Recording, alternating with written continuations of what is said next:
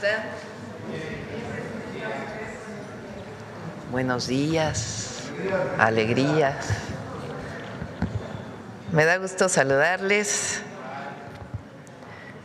Bueno, siéntense, por favor. El día de hoy está con nosotros la Secretaría de Hacienda y Crédito Público.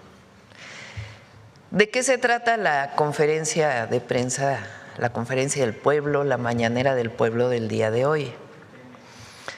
No, esa es mañana.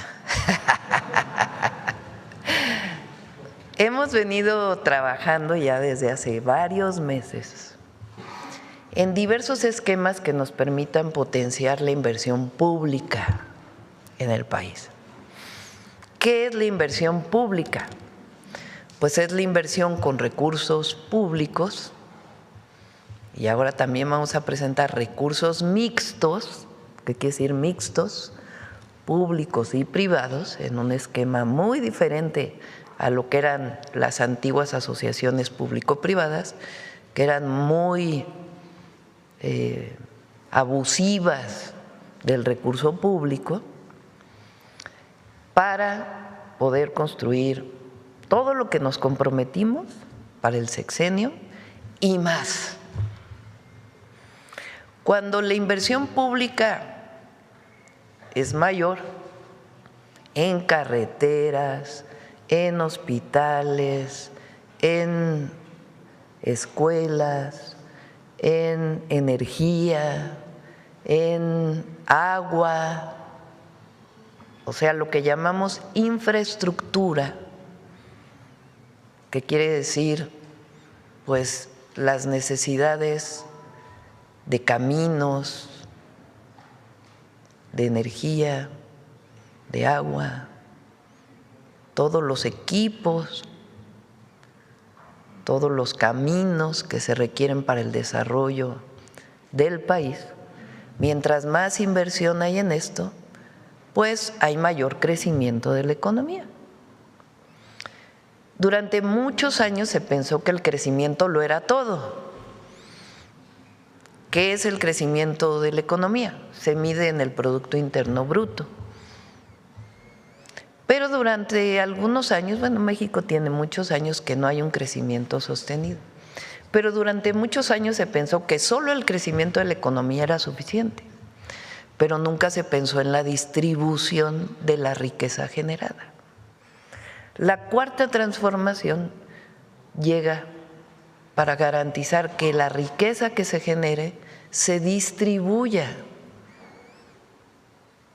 es decir, crecimiento con justicia social, desarrollo con justicia social y además con mitigación de daños ambientales sin afectar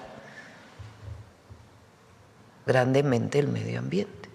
O sea, desarrollo sustentable con bienestar, así se llama. Para que todo esto ocurra, pues requiere haber inversión pública.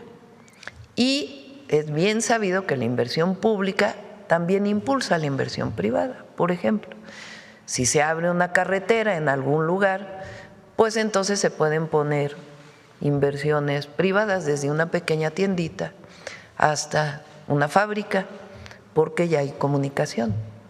Si se hace un camino artesanal en una comunidad rural, pues el producto del campo de una comunidad pues puede salir más rápidamente a comercializarse. Entonces, mientras más infraestructura haya, mejor. Si hay carreteras que están saturadas y se hace más tiempo y se abre un carril más en esa carretera o dos carriles más, pues se va a poder ir más rápido, la mercancía y las personas van más rápido y eso genera mayor riqueza y menores barreras para el desarrollo. Bueno, esa inversión pública hemos venido trabajando en diferentes esquemas para ver cómo aumentamos la inversión pública para que haya más crecimiento. Eso es lo que va a presentar hoy la Secretaría de Hacienda. Entonces, ¿quién está con nosotros? Está el secretario de Hacienda, el maestro Edgar Amador, está la subsecretaria de egresos, Berta Gómez Castro. Está la subsecretaria de Hacienda y Crédito Público, María del Carmen Bonilla. 2 subsecretarias, eso es histórico. Nunca en la Secretaría de Hacienda había habido 2 subsecretarias. Rodrigo Mariscal, que es el jefe de Unidad de Planeación Económica de la Secretaría de Hacienda, y Jorge Mendoza, que es el director general de Banobras. Entonces, les pido que no sean demasiado técnicos en su presentación. Va a presentar primero el secretario de Hacienda, después Jorge Mendoza y luego Mari Carmen. Van a presentar pues este programa muy importante para potenciar la inversión pública en nuestro país en infraestructura para el bienestar. Entonces le doy la palabra a Edgar. Adelante, Edgar.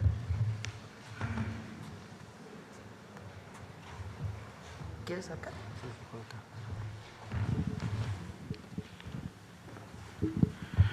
Muy buenos días a todas, a todos. Con su permiso, Presidenta. Efectivamente, la idea es presentar este plan, el plan de inversión en infraestructura para el desarrollo con bienestar.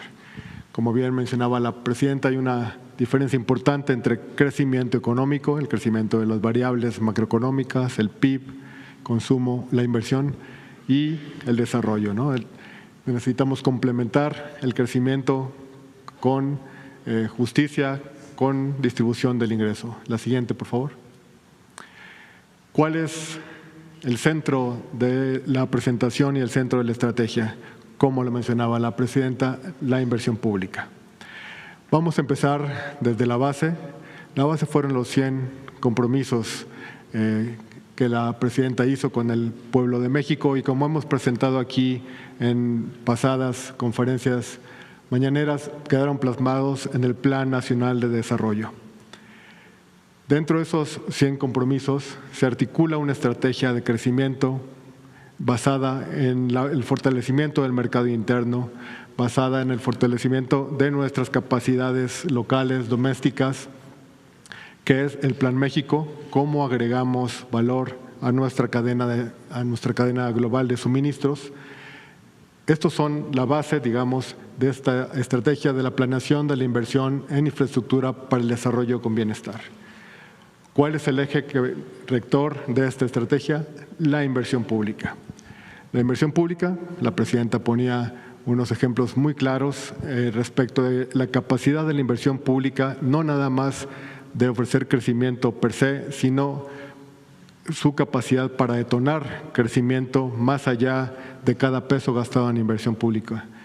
Los proyectos de agua, por ejemplo, son muy buenos para ilustrar este caso, ¿no? Una presa, cuando la Conagua hace una presa, aumenta la superficie cultivable, aumenta la producción de alimentos. No funciona en el sentido inverso. La inversión pública tiene una capacidad muy importante para multiplicar sus efectos en el resto de la economía. Durante las décadas anteriores a los gobiernos de la Cuarta Transformación, la inversión pública fue dejada un poco al lado, ¿no? Se pensaba que la inversión privada iba a ser suficiente y se desarticuló un poco el rol de la inversión pública. Aquí la inversión pública tenemos estos 2 brazos, el crecimiento económico, el desarrollo con bienestar. ¿Cuáles son los sectores que van a estar apoyando estos 2 pilares de la inversión pública? Por el lado del crecimiento económico tenemos, por ejemplo, puertos, aeropuertos, ¿no? El Plan México, la integración de lo hecho en México. Por el lado del desarrollo tenemos los servicios básicos. ¿Cuáles son esos servicios básicos? Energía, agua, salud, vivienda, conectividad. ¿Qué es conectividad? Carreteras, transporte, ¿no? ¿Qué es lo que vamos a ver en la siguiente lámina? Por favor, la siguiente. ¿Cuánto vamos a invertir? ¿Cuál es la estrategia que ha articulado la Presidenta para el periodo 26-30 en materia de inversión pública y mixta? El objetivo es realizar una inversión histórica, pública y mixta por 5.6 billones de pesos. Son 5.6 millones de pesos en esta administración en 8 sectores estratégicos. Para llegar a este número, como mencionaba la presidenta en su introducción, fueron algunos meses de trabajo. Se analizaron de manera individual más de 1.500 proyectos en todas las dependencias de la administración y queda, digamos, plasmada de manera esquemática en estos sectores de aquí. Energía tiene el 54% de la inversión, trenes el 16%, carreteras el 14%, puertos el 6%, nos falló ahí el punto. Está mal el 0,0. Sí, el punto porcentual quedó acá, le faltó le sobra un cero. Energía 54%. 54%, le sobra un cero. Trenes 16%. Carreteras 14%. Así es. Puertos 6%. Salud 6%. Agua 3%. Esta es inversión adicional, ¿no? Por ejemplo, educación tiene que ser 3.4%. ¿Por qué? Porque tenemos ya un programa de infraestructura en educación. Este es lo que se va a potenciar con el nuevo esquema, son los recursos adicionales. Para darles una idea, para el presupuesto, para el ejercicio 26, la inversión en infraestructura en el PEF, incluido en el PEF, es 2.5% del PIB. La inversión adicional será de 1.9% del PIB, que representa 722,000 millones de pesos adicionales. La siguiente, por favor. Creo que le cambiaron la presentación. ¿Sí? A ver si… Te la pasa Mari Carmen porque traía unos colorcitos. Algo pasó ahí. ¿Cómo se va a realizar esta estrategia muy importante, muy significativa en términos de inversión y de ejecución? Vamos a empezar con un consejo de planeación estratégica de la inversión. Este consejo va a estar coordinado por la presidenta de México, ¿no? Ella va a coordinar los trabajos directamente con todas las dependencias y en donde van a participar todas las entidades y dependencias que tengan proyectos dentro de este portafolio que les estamos mostrando. ¿Qué es lo que va a hacer este consejo? Va a priorizar los proyectos y va a dar, esto es muy importante, va a dar seguimiento y atención oportuna a cada uno de los proyectos, cómo va el avance físico, cómo va el avance financiero, en dónde está atorado, le falta recursos, falta alguna gestión. Esto va a deliberarse en el Consejo de Planeación Estratégica. ¿Cómo se va a financiar este monto tan importante de recursos? A través… Ahí está. Gracias. Ahora sí. Ya hasta colorcito tiene. ¿Ya está? ¿Listo? La que sigue, por favor. Ahora sí. A ver, síguele y luego ya. Listo. Adelante. A través de nuevos vehículos de inversión, la subsecretaria Mari Carmen Bonilla va a dar cuenta con un poquito más de detalle dentro de 2 láminas más adelante. Pero son varios fondos que constituyen esquemas especializados en infraestructura. Esta parte es muy importante. Van a ser fondos dedicados específicamente al financiamiento de esta estrategia y por lo tanto van a ser vehículos muy transparentes y muy eficientes en sus costos. Mencionaba la presidenta, las APPs, ¿qué pasaba? ¿Cuál era una de las deficiencias de la vieja generación de APPs? Que eran muy caras. Como se financiaba el promotor privado, el costo del financiamiento reflejaba el riesgo del privado. Aquí estamos buscando esquemas que sean muy eficientes en términos de costos y la transparencia y la dedicación específica a los proyectos de infraestructura va a ser muy, muy importante. Para armar esto necesitamos una actualización de la normatividad. En los próximos días, semanas, se presentará un proyecto de ley para armonizar el marco legal existente y articular este Consejo de Planeación, los nuevos vehículos de inversión y esta última parte que es muy importante, la base de datos nacional para que todas y todos podamos ver cómo va la evolución de cada uno de los proyectos de infraestructura y dar elementos de planeación para nuevos proyectos, para que los inversionistas y el público en general conozcan los detalles y para tener métricas e indicadores muy puntuales respecto de la evolución de los proyectos. ¿Qué es lo que vamos a lograr con esto? Prosperidad compartida, crecimiento, bienestar, empleos bien remunerados, desarrollo regional. Este enfoque regional de los gobiernos de la Cuarta Transformación es muy importante. Durante muchos años se olvidó la perspectiva del desarrollo regional en los proyectos de infraestructura y como resultado de todo lo anterior vamos a tener un incremento, digamos, una mejor calidad de nuestra soberanía energética, nuestra soberanía en términos de infraestructura. Le paso a Jorge Mendoza, el director de Banobras, la voz para la siguiente lámina. Jorge, por favor. Siguiente. Pásate para acá. Buenos días a todas y todos, buenos días a todos los que nos escuchan o nos ven. Presidenta, muy buenos días. Como saben, hemos estado hablando durante los últimos meses mucho de las inversiones mixtas y uno de los principales mensajes que quiero dar es que esto no es nuevo, esto lo utilizamos desde la administración anterior y lo que estamos buscando es varias cosas con este tipo de proyectos. El primero es que el Estado defina las reglas de operación y los objetivos sociales. En todo momento estamos buscando también que los beneficios en las inversiones mixtas y tanto los costos y los riesgos se puedan compartir entre el público y el privado. Que no solo dependan del presupuesto, este tipo de inversiones son complementarias. Hay muchas inversiones que se van a hacer presupuestarias y que son parte de la estrategia del gobierno federal. Estamos buscando proteger las finanzas públicas. Como saben, durante este último año estamos pasando por una consolidación fiscal donde logramos tener y llegar a un déficit de 4.3% porque ha sido uno de los ejes prioritarios, que es mantener finanzas públicas sanas.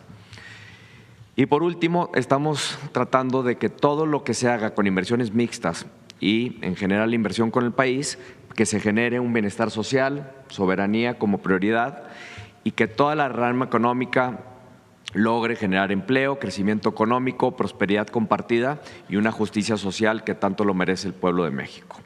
Entonces, durante los últimos años tuvimos algunos proyectos emblemáticos que se hicieron ya con estas inversiones mixtas y aquí lo podemos ver en las pantallas. Tenemos arriba la compra de las plantas de Iberdrola. Como saben, en la última administración creamos un vehículo donde la mayor parte de esta empresa es parte del Estado.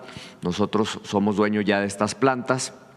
Tenemos también el aeropuerto de Nayarit, que se hizo con una inversión mixta, y tenemos también las autopistas en el corredor que va desde Guadalajara hasta Puerto Vallarta, principalmente las Varas Compostela y Compostela-Tepic, donde se utilizó a través de un esquema de CMRO, que es construcción, mantenimiento, rehabilitación y operación. Ahora, este tipo de inversiones mixtas, pues cada una son diferentes dependiendo el sector en donde se esté participando. Y por ejemplo, en el CMRO que hicimos en tema de carreteras, pues fue un proyecto muy importante porque la concesión pertenece al Estado, es del gobierno federal, pero hicimos un contrato de corto plazo con una empresa privada para que nos pudiera ayudar construyendo, manteniendo, rehabilitando y operando esta carretera. Una vez que termine este contrato de corto plazo, la concesión sigue siendo parte del gobierno del Estado y todos los beneficios que se lleguen a recibir por parte de esta carretera, pues se reinvierten en esta carretera y también se puede utilizar para otros proyectos en la región. Lo que estamos buscando también con las inversiones mixtas es que el gobierno federal tenga mayoría en las empresas que se vayan a creer con el sector privado. Eso nos permite tener cierto control sobre las inversiones, pero también estamos buscando que exista la gobernanza y el esquema de operación de una manera adecuada para que estos proyectos sean financiables y bancables y podamos atraer recursos también de la banca de desarrollo y también de la banca comercial. En las próximas semanas y meses vamos a estar viendo una lista de proyectos importantes que estamos detallando en estas mesas de trabajo que acaba de comentar el secretario de Hacienda. Lo vamos a revisar por cada uno de los sectores y a continuación la subsecretaria Mari Carmen Bonilla les va a presentar algunos de los vehículos adicionales que estamos pensando para poder complementar este tipo de inversiones mixtas. Muchas gracias. ¿Quieres aquí? Vaya.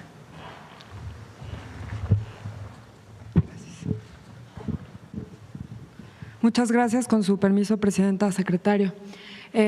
Bueno, como ya se mencionó, el objetivo de poder generar estos esquemas de inversión pública es para poder favorecer una mayor cantidad de inversión y que estas inversiones se realicen de manera expedita.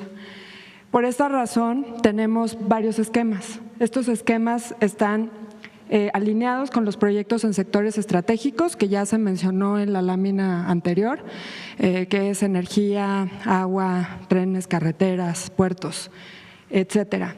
Y eso lo que nos va a permitir es una mejor integración con el sector financiero a través de la Secretaría de Hacienda y de fondos y esquemas en donde tenemos, por ejemplo, a la banca de desarrollo, esquemas de garantías, como lo mencionó el director de Banobras, estos nuevos esquemas de construcción, mantenimiento, rehabilitación y operación, los contratos mixtos, que son bastante relevantes, las fibras y la fibra E, que fue la migración que se hizo de las plantas de Iberdrola, y en este caso poder ser complementado con nuevos vehículos y utilizar también al mercado bursátil y a la banca comercial. Aquí quisiera detenerme y platicar un poco más de la capacidad que hoy tiene ya fortalecido el Fondo Nacional de Infraestructura, la CFE, Pemex y la SICT para poder desplegar en estos sectores estratégicos estos nuevos contratos mixtos. Entonces, esto nos va a ayudar a poder articular de una manera muy eficiente y también nos va a permitir que los esquemas funcionen para construir y desarrollar y también para que el capital, una vez que los proyectos estén maduros, los pueda recuperar el gobierno federal. Si vamos a la que sigue, por favor. Finalmente, pues me gustaría resumir cuáles son los beneficios de tener una buena planeación estratégica en estas inversiones y cómo tenemos una idea enfocada a que haya bienestar en las personas. Primero, pues establecer una ruta clara, ¿no? Sabemos que necesitamos crecer desde la base y que este desarrollo sea incluyente, sostenible y con justicia social. En segundo punto, que las finanzas públicas se mantengan sanas en el tiempo, que haya una correcta planeación y análisis de largo plazo. Esto involucra muchos técnicos especializados y también un grado importante de revisión sobre los esquemas y los proyectos, los costos. Y esto nos va a permitir que se puedan atender las necesidades, promover el desarrollo regional, que es básico. La conectividad, ya lo mencionó el secretario, en infraestructura básica es muy relevante para los estados y los municipios y esto también genera crecimiento regional y también nos va a ayudar a acelerar las inversiones del Plan México. Esto es muy relevante también. Finalmente, nuestro objetivo es que se garantice la transparencia y la certidumbre a través de la actualización de la normatividad, los recursos de información y que se le pueda dar a través del Consejo este seguimiento puntual a los proyectos. Muchas gracias. Bueno, a ver, en pocas palabras, vamos a resumir. Este año, en el presupuesto de egresos de la Federación, hay casi 1 billón de pesos para programas de bienestar. ¿Qué quiere decir eso? Eso significa alrededor de la mitad, poquito más de la mitad, va para la pensión a adultos mayores. Todos los adultos mayores de 65 y más tienen su pensión garantizada, que este año aumentó a 6,400 pesos bimestrales. Todos los de 65 y más está en la Constitución. Igual, personas con discapacidad, becas de preparatoria, ahora ya becas de secundaria.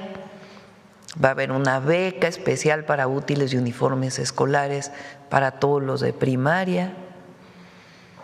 Sembrando Vida, Apoyo al Campo, todos esos programas de bienestar, de todo el presupuesto es 1 billón, o sea, 1 millón de millones.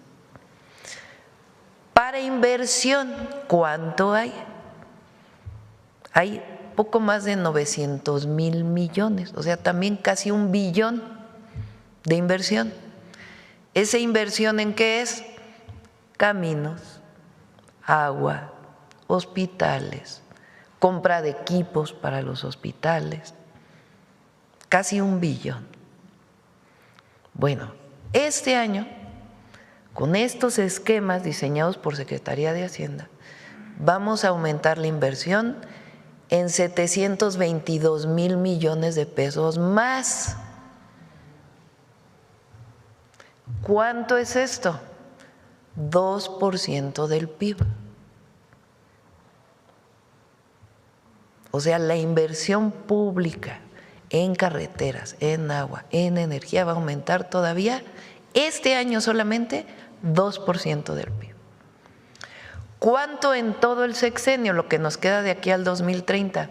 5.9 billones de pesos. La mayoría es inversión pública a través de distintos instrumentos, como el que se hizo para Pemex, por ejemplo, el año pasado, que tienen su característica financiera. Y otra parte es inversión mixta. ¿Qué quiere decir mixta? Pues que es inversión pública, o sea, del gobierno con un privado, o inversión pública del gobierno con un sector social, con un ejido, con una comunidad. ¿Es como antes, en las famosas APP? No, nunca. ¿Qué problema tenían las APPs? Bueno, el privado adquiría deuda, construía un hospital y operaba el hospital por 20 años. ¿Y qué hacía el gobierno? Pues solo pagar cada año. ¿A cuánto pagaba? Pues mucho, porque en general, aparte de la corrupción que había, las tasas de interés de esa deuda eran muy altas. Ahora no, son distintos esquemas que incluso ya fueron utilizados con el presidente López Obrador. No se cede la concesión de una carretera, por ejemplo. El privado sí tiene recursos, pero está muy garantizado que no sea grandes tasas de interés, que no sean contratos leoninos, y la concesión siempre es del Estado mexicano. En electricidad se garantiza que el 54% sea público y el 46% privado. ¿Cómo lo definimos en la ley? Entonces, ¿qué nos va a permitir esto? Pues potenciar la inversión. ¿Qué quiere decir eso para la vida cotidiana de las personas? Pues que va a haber más carreteras, mejores carreteras, que va a haber más acceso al agua potable, al drenaje, al riego agrícola, que va a haber más producción de energía nacional con fuentes renovables. Entonces eso pues nos va a permitir mayor crecimiento económico con bienestar. Eso es lo que Secretaría de Hacienda nos presentó el día de hoy. Y la verdad son muy buenos todos, son un equipo extraordinario, muy creativo. Nos reunimos cada semana, decimos a ver cómo le hacemos para que este año todavía haya mayor crecimiento económico, garantizando la justicia social. Y pues son todos estos instrumentos que presentó Mari Carmen, que pues nos van a ayudar muchísimo al desarrollo del país. ¿Cómo los vamos a ir aterrizando? Bueno, todo el mes de febrero lo vamos a dedicar a inversión. Entonces, mañana presentamos Pemex. La próxima semana presentamos, ¿qué nos toca? Gas. Gas es un tema muy importante porque estamos dependiendo muchísimo del gas de Estados Unidos, mucho. Entonces es muy importante la soberanía energética. Vamos a presentar soberanía energética. Gas y fuentes renovables, ¿cómo fortalecen la soberanía energética? Después vamos a presentar carreteras, las que ya habíamos presentado, en qué avance van a tener este año, y otras carreteras. Vamos a presentar los puertos, la inversión en los puertos. Vamos a presentar la inversión en electricidad con más detalle. Así toda la semana vamos a ir. Y en marzo vamos con la inversión privada. ¿Cómo van los polos de bienestar? ¿Cómo está la inversión? Porque México, con el Plan México que propusimos, que tiene que ver con mayor desarrollo, con bienestar, potenciando la producción nacional, pues tiene que tener infraestructura. Ahora, todo esto tiene que tener un proceso de planeación de largo plazo, que no es nada más la carretera de mañana, sino que pensamos para el país de aquí al 2030, pero del 2030 en adelante. Ya el próximo presidente o presidenta que venga, pues va a tener un plan. Ya si lo quiere seguir o no, pues va a depender, pero va a tener un plan. Entonces, para eso estamos haciendo un consejo de planeación. ¿Quién dirige ese consejo de planeación? La presidenta, para que todos estén coordinados. Está ahí Secretaría de Hacienda, Secretaría de Economía, Secretaría de Energía. Le he pedido a Alicia Bárcenas que nos ayude también en este proceso de planeación. Ya saben que ella fue directora directora ejecutiva, ¿cómo se llama? Presidenta de CEPAL durante mucho tiempo, la Comisión Económica para el Desarrollo de América Latina. Ella tiene muchas expertise, como se dice, pero entre otras es experta en desigualdad, en cómo reducir desigualdad. Entonces ella nos va a estar ayudando también. Banobras tiene un área muy buena de planeación, entonces se va a integrar en este consejo de planeación. Todo eso lo vamos a enviar en una ley muy sencilla, que la vamos a presentar, yo creo que esta misma semana, a la Cámara de Diputados, para que pues tenga todo el marco jurídico que le permita al país pues una visión de largo plazo. Entonces, como ven, pues es un trabajo que hemos venido realizando, no es de ayer.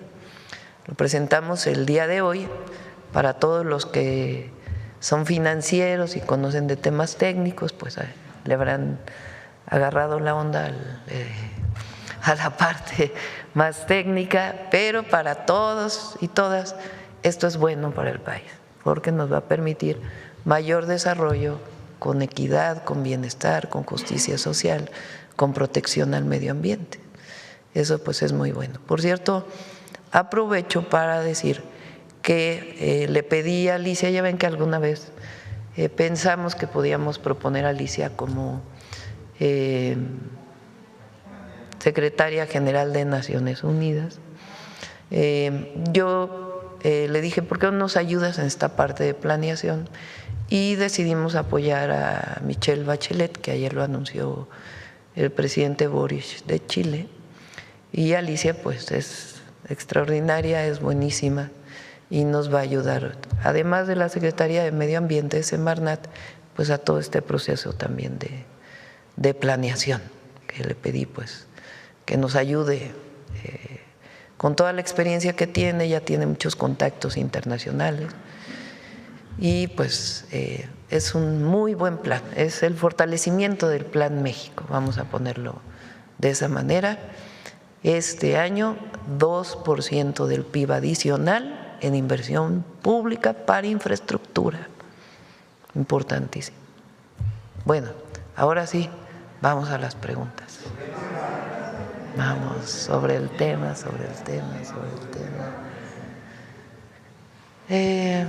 A ver, el compañero que dice que lleve 30 días sin preguntar. 31. Buenos días, Presidenta, su servidor Carlos Pozos de LM Noticias. Gracias por darme el uso del micrófono. Sobre el tema, usted el día 2 de enero nos dijo aquí en este ejercicio de comunicación circular que nos iban a dar un reporte del Plan México. Usted acaba de decir efectivamente que este nuevo plan viene a reforzar el Plan México. La pregunta que no se hizo en ese momento es si el Plan México, al cumplir un año, alcanzó las metas de crecimiento y las metas de inversión. Ahorita que está el secretario de Hacienda, que nos pudiera dar esas cifras del Plan México en un año, bueno, ahorita ya un año, un mes, sobre cuáles han sido los resultados para nuestro país. El miércoles vamos a tener una reunión ven que nos hemos reunido con grandes empresarios, ahora nos vamos a reunir con empresarios medianos y pequeños de todo el país. Coordina esa reunión el secretario de Economía. Ahí vamos a dar un adelanto de lo que hemos logrado en un año, qué bases pusimos y cómo vamos a seguir avanzando. Muy importante, con todo y las dificultades internacionales que se presentaron, pues México tuvo récord en inversión extranjera directa, tuvo un crecimiento distinto a lo que habían planteado todos los organismos financieros internacionales. El último trimestre crecimos más y se han puesto las bases para impulsar lo que propone el Plan México, que es la producción nacional, aumentar lo hecho en México. Aparte, pues, de todo lo que hicimos en Pemex y todo lo que desarrollamos. El miércoles presentamos estos avances y también presentamos algunos otros temas. Fíjense, este mes también vamos a presentar, aparte de todo esto, tenemos muchos planes para este año. Tenemos el plan de digitalización de la economía, que se use menos efectivo y se use más pagos digitales. Nafinsa también tiene nuevos instrumentos. Todo esto lo vamos a ir presentando y el miércoles presentamos avances del Plan México. A las 12 del día ahí en el Museo de Antropología. Cambiando de tema, Presidenta Coná, estuve en Zacatecas y el gobernador David Monreal presentó su Agenda 2026. Le envía un mensaje diciendo que Zacatecas está lista para ser el motor de la pacificación y además le dice que no está sola porque Zacatecas ayudará a la pacificación del país. Luego de que el año pasado Zacatecas tenía uno de los primeros lugares en delitos de alto impacto, ahora pues ha reducido drásticamente esas cifras y pues se encuentra más o menos como Yucatán. Mi pregunta, Presidenta, con los 92 narcos extraditados, más de 32,000 personas detenidas por delitos de alto impacto, más de 245 toneladas de droga decomisadas, ¿serían un factor en la revisión del tratado trilateral TECMEC que está ahorita revisándose? Y si usted se pronunciaría porque se amplíe el tratado 16 años y tener un tratado hasta el 2042. Bueno, un tema es la seguridad y otro tema es lo comercial. Son temas de la agenda bilateral con Estados Unidos y en el caso de lo comercial, pues trilateral también con Canadá. En seguridad vamos bien. Hay disminución muy importante de los homicidios, que es pues lo que nos importa en el país, la disminución de los delitos y de la violencia en México, que vamos avanzando. Y en lo comercial también vamos bien. Este año pues se va a cerrar el tema del tratado, de la revisión, porque no es una renegociación, es una revisión solamente. Y va muy avanzado, aún con todos los pues las circunstancias que hoy el gobierno de los Estados Unidos ha planteado. ¿Se pronunciaría porque se amplíe 16 años y Bueno, ya tengamos… vamos a ver. También se va a presentar pronto, se hizo una consulta sobre el tratado, ya está listo el documento de esta consulta y también ya lo va a presentar pronto el secretario de Economía. Bien, en otro tema, Presidenta, ha trascendido en diversas denuncias en medios de comunicación en el norte del país que exponen una red de presunta extorsión, clausuras, acoso institucional y persecución judicial. En Nuevo León señalan directamente al alcalde de Monterrey, Adrián de la Garza, y a su hermano Filiberto de la Garza, que operan a través de un despacho jurídico de nombre de la Garza-Vega para ejecutar intentos de despojos y cobros de cuotas billonarias a cambio pues de no molestar a diversos giros comerciales. Lo más grave, Presidenta, es una presunta colusión con la Fiscalía de Justicia del Estado que encabeza el licenciado Javier Enrique Flores Saldívar. Se denuncia un aparato de justicia que se utiliza para fabricar delitos, carpetas de investigación en contra de empresarios que les hacen clausuras arbitrarias, cateos frecuentes y utilizan el encarcelamiento como una medida de represalia política, afectando incluso a directivos de medios de comunicación, Presidenta. La pregunta es, ¿tiene el gobierno federal conocimiento de esta red de extorsión y despojo que opera desde la alcaldía de Monterrey? Y ante esta gravedad de hechos, ¿usted considera que es momento que la Fiscalía General de la República y la UIF investiguen la permanencia de la familia de la Garza y sus allegados en órganos de justicia? Esa sería la pregunta, Presidenta. No tenemos conocimiento y si alguien lo quiere denunciar en la Fiscalía General, pues que lo denuncie. Presidenta, el próximo jueves será un día histórico.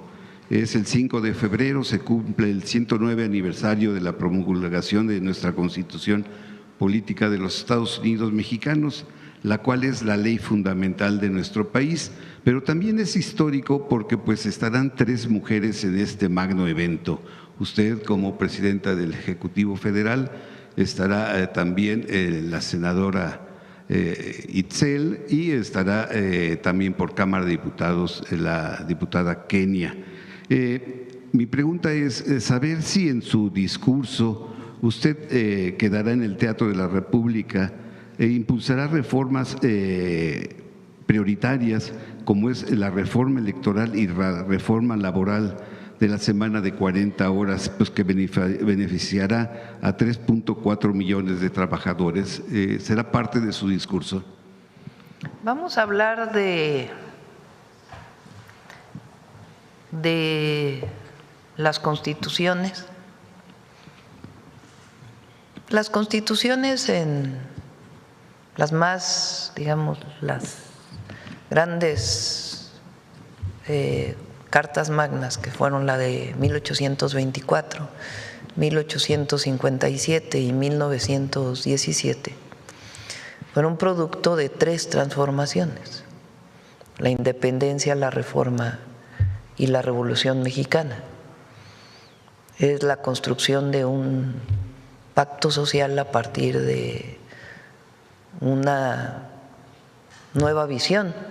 En el primer caso, una nación soberana; en el segundo, una nación republicana, con la separación de la Iglesia y el Estado, con garantías individuales; y en el tercer caso, grandes derechos sociales, laborales, reconocidos por la lucha de la revolución, recursos naturales de la nación y el sufragio efectivo no reelección, que es democracia. La cuarta transformación también ha tenido reformas fundamentales en la Constitución, porque el periodo neoliberal echó para atrás las reformas, muchas de las reformas que venían de la Revolución Mexicana, o la nueva Constitución, más que reformas. El neoliberalismo echó para atrás mucho de la Constitución del 17 y fueron reformas que venían de arriba para abajo. O sea, las otras fueron de abajo para arriba, fueron producto de movimientos populares. La independencia, la reforma, aunque con una dirigencia espectacular que fueron los grandes liberales mexicanos, y la revolución, que fue una revolución popular. El neoliberalismo fueron reformas de arriba para abajo, la mayoría en contra del pueblo de México. Y la Cuarta Transformación está recuperando, pues, y dotando a la Constitución, porque algunos nunca estuvieron, como los derechos plenos de los pueblos indígenas. Entonces, son reformas que, aunque no hubo una revolución violenta, sí hay una revolución pacífica. Hay un cambio muy importante que está ocurriendo en el país, y eso ha tenido cambios en la Constitución muy importantes. Entonces, de eso vamos a hablar en el discurso del 5 de febrero. Desde las mujeres en la Constitución hasta las reformas energéticas, las reformas fortaleciendo la soberanía del país, la reforma al Poder Judicial, el reconocimiento de los pueblos.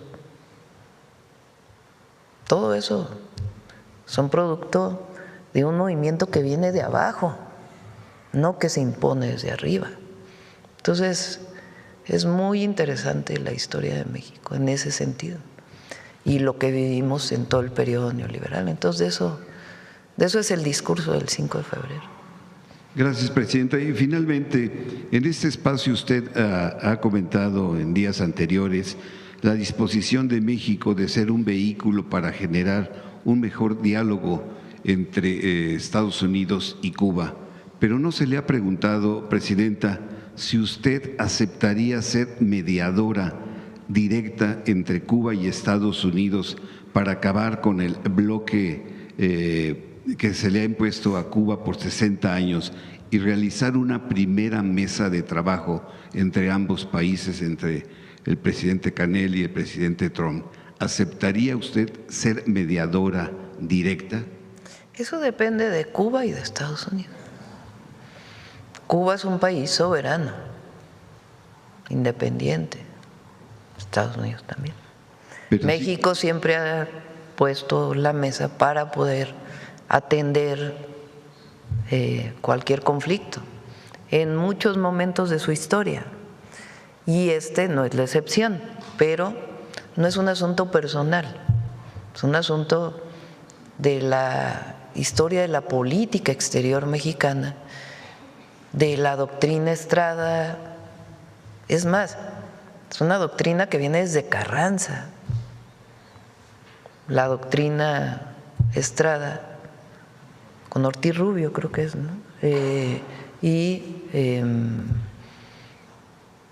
Y la política exterior de México histórica, que ha tenido sus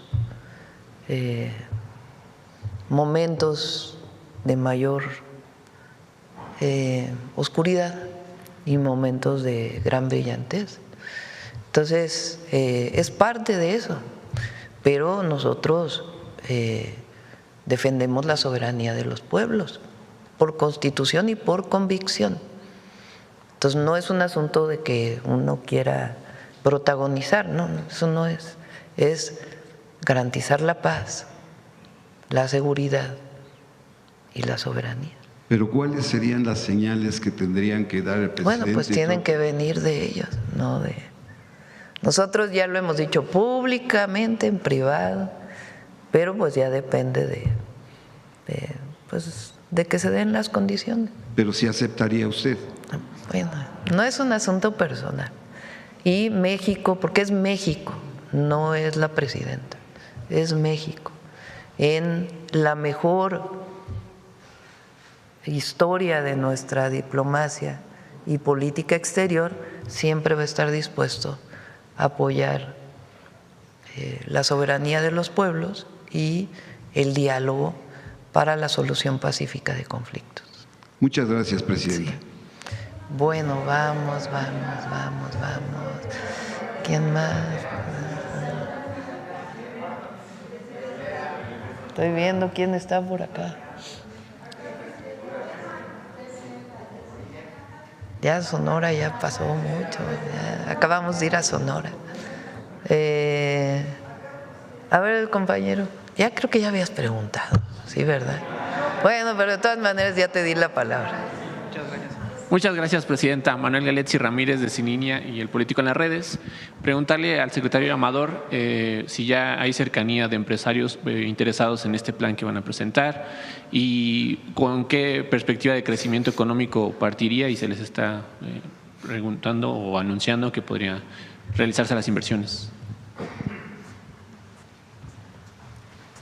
Permiso, presidenta. Como mencionó el director de Banobras y la subsecretaria Bonilla, una buena parte de estos esquemas son esquemas ya conocidos. Por ejemplo, el esquema del financiamiento de las compras de las plantas de Iberdrola fue financiada en distintas etapas, por ejemplo, por Afores, a través de distintas emisiones. Entonces, lo que estamos haciendo es, en una parte, digamos, tomar instrumentos ya conocidos por empresarios, por los mercados, incorporarlos en esta nueva estructura. En conversaciones también con la Asociación de Bancos de México, con miembros de los mercados de capitales, con empresarios, se ha bosquejado, se ha sondeado, y estamos seguros que vamos a poder conseguir el financiamiento bajo condiciones muy adecuadas. Este año, por ejemplo, en el año 25 hubo una serie de operaciones para Pemex, este año hubo una ya para la CFE, donde hay una muestra muy importante de aceptación de la estrategia de la política económica de la administración de la presidenta Sheinbaum. Hemos tenido muy buenos resultados en las emisiones internacionales. Entonces, todo este paquete y distintas estructuras van a gozar seguramente de un financiamiento en condiciones muy ventajosas para el país. ¿Y la perspectiva de crecimiento, secretario, con qué partiríamos? A ver, estamos añadiendo 722,000 millones, es casi 2 puntos adicionales del PIB al crecimiento esperado. Entonces, nuestra perspectiva de crecimiento podría estar entre 2,5% y 3% para este ejercicio, digamos, en caso, y la intención es empezar desde muy temprano para que pueda tener un impacto durante el año calendario. Secretario, igual aprovechando, supimos que hubo un incremento en el IEPS. Quisiera ver si usted ya tiene algún reporte, una vez que finalizó el primer mes del año, de cuánto ha generado. Interesante. Si ves los datos del INEGI de la inflación de la primera quincena, y como lo había mencionado la presidenta en una conferencia, el impacto no parece ser superior a 0.1%, ¿no? En todos los bienes en donde hubo una modificación en el IEPS. Entonces, no pensamos que vaya a pasar de esa cifra de manera significativa, y va a ser en muy corto plazo. Entonces, podríamos decir que la cuesta de enero no se ha resentido, al menos en este. El dato de inflación fue bastante bueno. Los componentes del dato de inflación han sido bastante buenos. De hecho, son ya 6 meses dentro del intervalo de variabilidad del Banco de México para la inflación. Incluso la inflación de servicios, que había mostrado cierta persistencia, ha estado reduciéndose en las últimas quincenas. No hubo modificaciones en los precios de los combustibles. Entonces, creo que tenemos una buena perspectiva para inflación en el corto plazo. Gracias, secretario. Presidenta. Se licitan los proyectos, o sea, no es… A veces se llaman ofertas, ¿cómo? Solicitadas. pero se licitan, o sea, se van a licitar los proyectos, no es que haya alguien interesado ya, sino que se licitan. Ahí donde no hay, pues se busca la inversión. En algunos casos en donde es la inversión mixta y todo lo demás se licita de manera transparente. Cambiando un poco de tema, ayer mencionaba que se va a reforzar pues las leyes para combatir la corrupción. En particular, en un caso de Aguascalientes, hablando ahorita de las inversiones público-privadas, en 2019 Next Energy generó una inversión supuestamente para dotar de energía en Aguascalientes, el municipio, en ese entonces gobernada por la actual gobernadora María Teresa.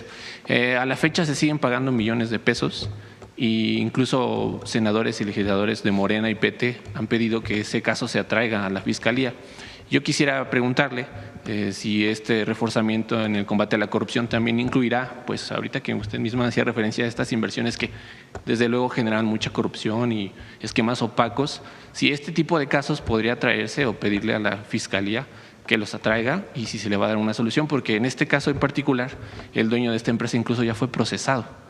Entonces quisiera preguntarle cómo se atenderían este tipo de casos de inversiones público-privadas en el afán de reforzar el combate a la corrupción.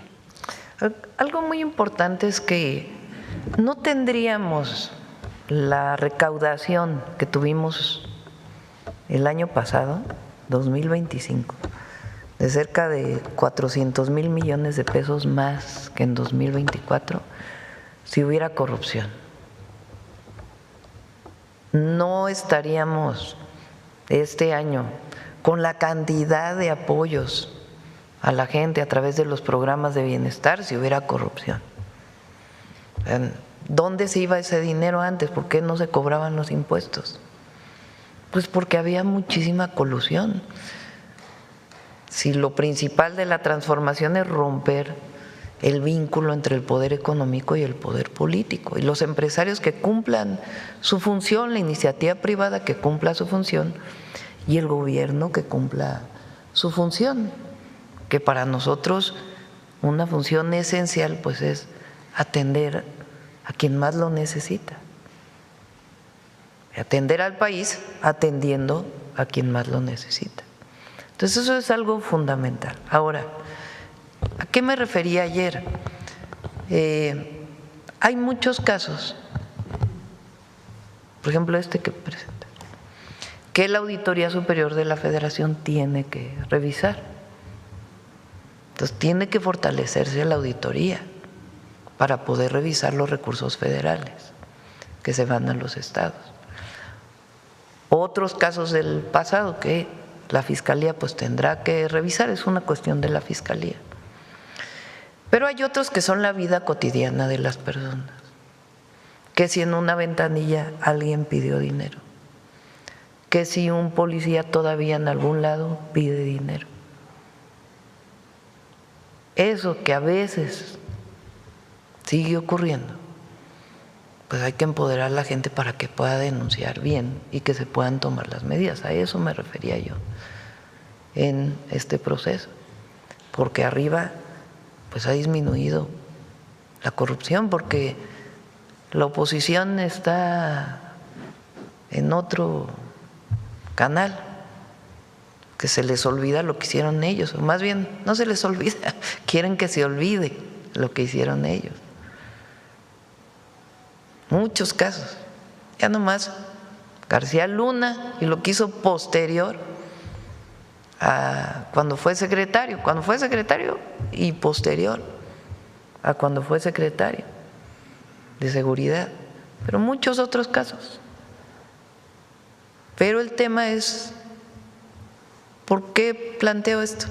Recuerdan un caso de un paisano que hace un video de un agente de migración que está pidiendo dinero a unos paisanos que están llegando. Ese video se subió a las redes, lo vi en las redes, le pedí al comisionado de migración, se llama comisionado, que lo atienda, a Sergio Salomón, y lo atendió en efecto y separó del cargo a esta persona y hay una investigación en proceso. Entonces estos casos que la gente puede seguir viviendo, pues es muy importante que se atiendan. Entonces, y eso no lo atiende este gran sistema.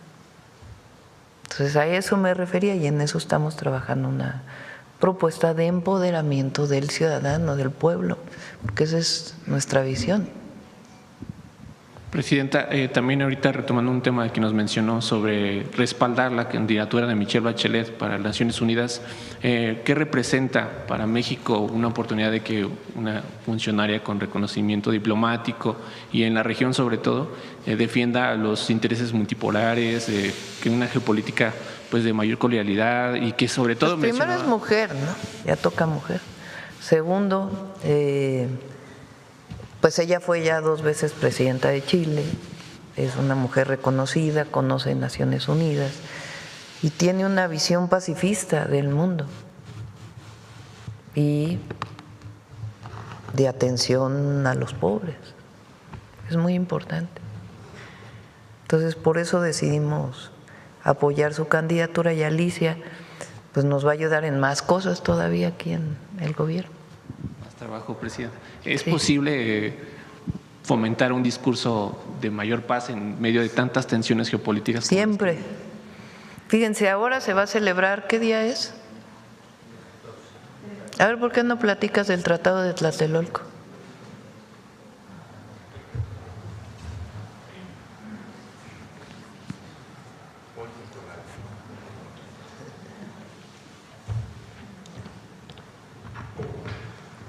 Con su permiso, Presidenta, buenos días a todos y a todos. De manera muy sintética, o sea, el 14 de febrero de este año vamos a conmemorar el 69 aniversario de la firma del Tratado de Tlatelolco.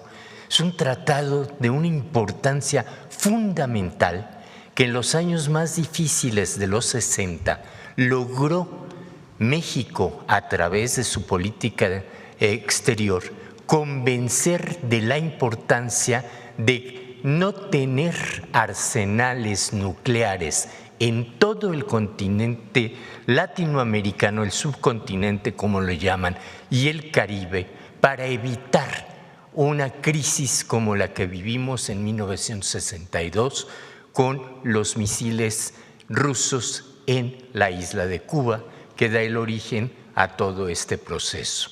La importancia del Tratado de Tlatelolco es reconocida en todo el mundo como la gran acción a favor de la paz de los pueblos, y en ese contexto la presidenta nos ha ordenado de conmemorar esta aportación real, constante, del pacifismo de la política exterior mexicana a lo largo de los años.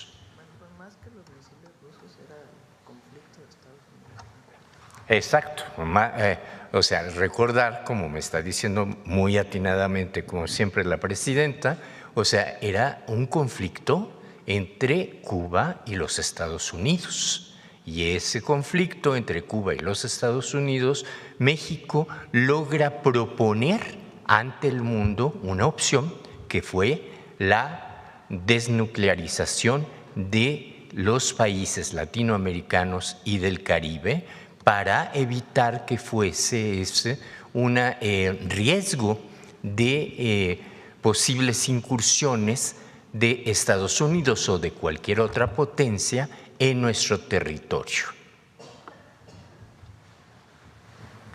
Era la llamada época de la Guerra Fría, los 60, después de la Segunda Guerra Mundial.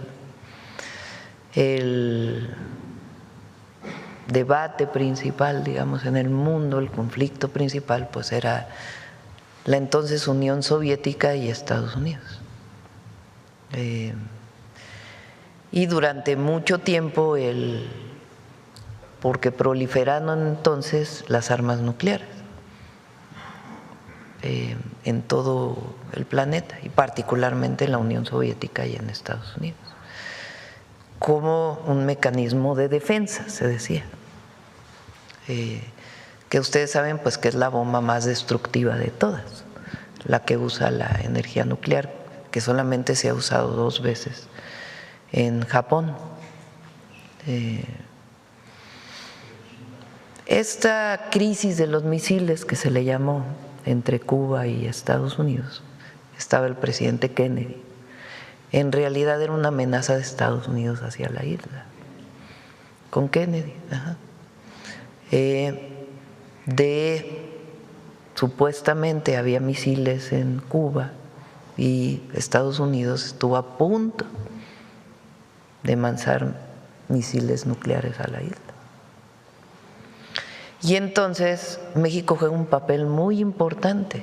García Robles era el secretario de Relaciones Exteriores y logra, por eso le dan el Premio Nobel de la Paz, o sea, es impulsor de manera muy importante para que América Latina y el Caribe sean libres de armas nucleares, de tal manera que nunca esté el tema en América Latina y el Caribe de un conflicto nuclear.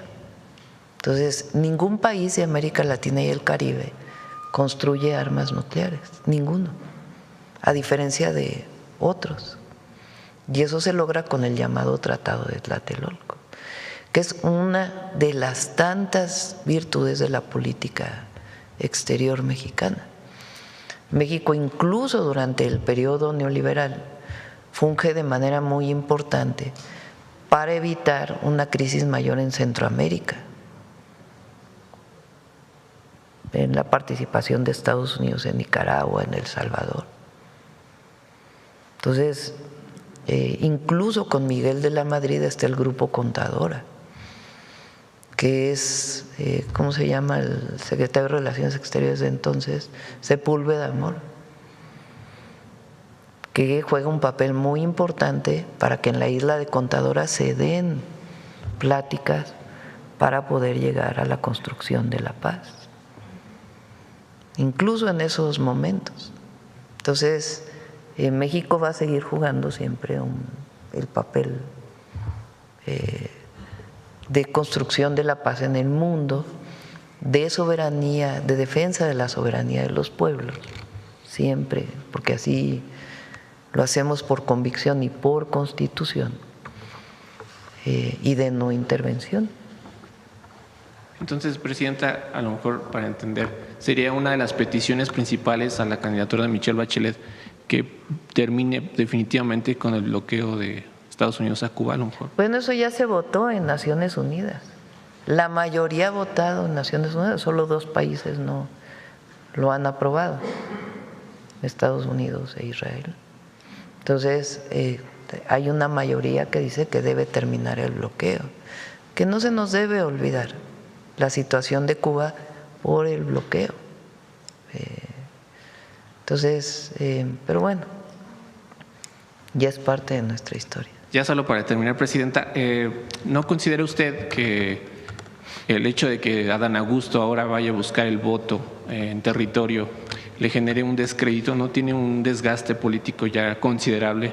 Todo esto derivado de todas las investigaciones en las que, sin pruebas o no, se le ha vinculado. ¿No considera usted pues que ¿cuáles investigaciones? Pues, o sea, han salido notas periodísticas, pero no hay, que yo sepa, y en todo caso que diga la Fiscalía si hay investigaciones. Bueno, él toma la decisión de dejar la coordinación del Senado y pues va a ayudar ahí en el territorio. ¿No tiene un desgaste entonces político, digamos? Pues eso lo tiene que evaluar la gente, lo tiene que decir la gente. Y sobre el nombramiento de Ignacio Mier, Presidenta, ¿qué le parece? ¿Lo respalda? ¿Lo conoce? ¿Confía? Sí, pues es una decisión de los senadores de Morena. Nosotros somos muy respetuosos. Y además quiero agradecer a los senadores y a los diputados del movimiento, porque es Morena, PT, Verde. Van a escuchar el discurso del 5 de febrero, la cantidad de reformas constitucionales que se han aprobado y de reformas legales muy importantes para el país, muy importantes, que contrario a lo que dice la oposición, que generan mucha incertidumbre, generan certidumbre y desarrollo para el país. Gracias, Presidenta. Bueno, vamos con por acá. Alguien que… A ver, el compañero que no ha preguntado casi. No, él atrás del financiero y luego le damos al financiero por el tema. Sí, el compañero de saco gris, y es que no sé cómo te llamas, discúlpame. Gracias, presidenta. Buenos días. Soy Agustín Velasco de Uno TV. Justo con este asunto del Sistema Nacional Anticorrupción, presidenta, una de las últimas acciones que llevó a cabo la presidenta del Comité Ciudadano de este sistema fue una solicitud para que el Senado de la República investigara estas denuncias por ingresos irregulares del senador Adán Augusto López Hernández, la expresidenta de este comité, que ya terminó sus funciones el pasado 28 de enero. Ha dicho que esta solicitud que se hizo desde el Sistema Nacional ni siquiera ha tenido el acuse de recibido en el Senado de la República. Esto que dice usted ahora, presidenta, de que usted sepa que no hay una investigación, ¿qué quiere decir? La Secretaría Anticorrupción no le ha informado si hay alguna investigación. Esto quiere decir también que el ahora ex coordinador de la bancada de Morena en el Senado está exonerado de estas investigaciones por corrupción. A ver, yo creo que hay que informarse bien. La Secretaría de Anticorrupción y Buen Gobierno investiga casos dentro del Gobierno de México, previos ahora. No tiene la Secretaría ninguna denuncia, ninguna. Si hay alguien que quiere presentar una denuncia, pues que la presente, pero no tiene ninguna denuncia. La Fiscalía, hasta donde nosotros sabemos, y si no que la fiscal lo mencione, tampoco tiene ninguna investigación. Ok, presidenta. Por más que salga en los medios, por más que nosotros sepamos, no tiene ninguna investigación. Sobre este mismo tema de la propuesta que dice usted para fortalecer el Sistema Nacional Anticorrupción, ¿contempla usted la desaparición o la propuesta de desaparición de este comité ciudadano, la participación más activa de la Secretaría de Hacienda y Crédito Público, y se pronunciaría usted por la continuidad de David Colmenares como auditor superior de la Federación, o preferiría usted que hubiera un relevo en la cabeza de este órgano? Vamos a hablar hoy de 2% del PIB de inversión pública. Ya otro día hablamos de el tema del sistema anticorrupción. Fíjense, lo que estamos presentando hoy, para que se le dé 2% del PIB adicional este año, de inversión pública. Ya abrirá el Senado su, ¿cómo se llama? Va a abrir su convocatoria para el sistema, para la Auditoría Superior de la Federación. No es el Senado, es la Cámara de Diputados, pero abrirá la convocatoria y se inscriben, ahí se analizan los perfiles y ellos toman la decisión.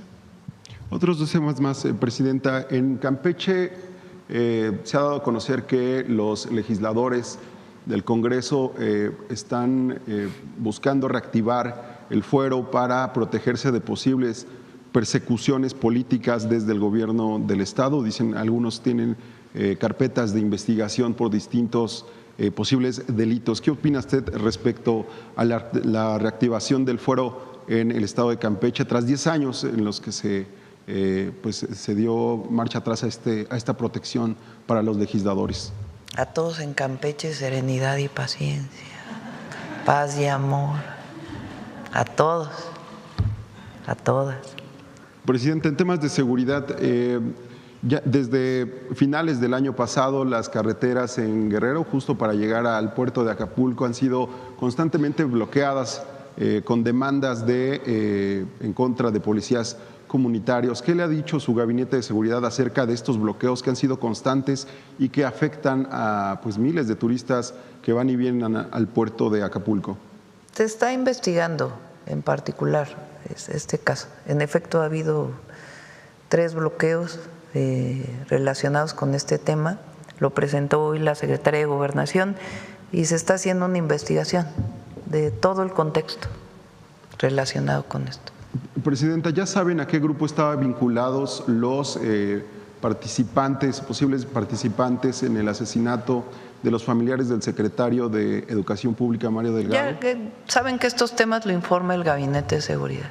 Finalmente, lo que publica hoy el secretario de Seguridad y Protección Ciudadana en la mañana, que habrían detenido a uno de los posibles responsables en el ataque armado en contra de los diputados de Sinaloa. ¿Qué más detalles le dieron, presidente? También ellos informan. En el caso de estos temas particulares, lo informan en el gabinete, pero en este caso de los temas particulares del Gabinete de Seguridad, los informa el Gabinete de Seguridad, porque ellos tienen toda la información, saben los impactos que puede tener en la investigación, entonces ellos son los que están autorizados para informar. Gracias, presidenta. Gracias. Acá, gracias.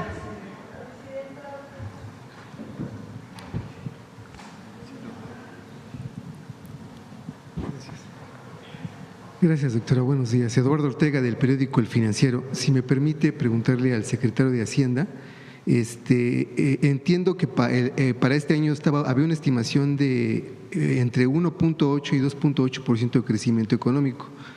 Entonces, como usted menciona, esto pasaría de 2.5 a 3. Para la anterior estimación, digamos, la estimación puntual era de 2.3. No sé si ahorita tiene una estimación puntual de cuánto sería.